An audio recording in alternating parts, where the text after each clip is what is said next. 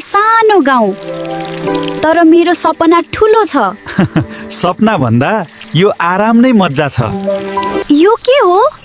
यस्तो शक्ति! ए, यो त खतरनाक जस्तो छ। यो गाउँलाई अझै राम्रो बनाउनु छ सने, जाऊ।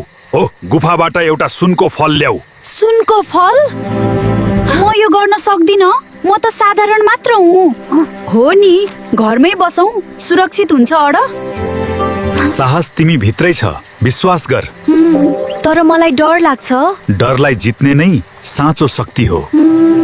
अब म फर्किन्न, म जान्छु। रुक, म पनि आउँछु, एक्लै नजाऊ। यही भित्र सबै कुरा छ। मलाई अझै पनि डर लागिरहेको छ। डर लागे पनि अगाडि बढ्नु पर्छ।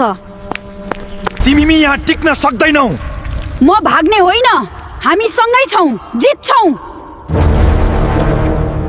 मैले साँच्चै गरेँ। तिमी त एकदम हिरो भइस। यो शक्ति गाउँको लागि हो। साहस भनेको डर नहुनु होइन, सामना गर्नु हो। अब म पनि अलि बहादुर भए जस्तो लाग्यो। हामी सँगै भए सबै सम्भव छ।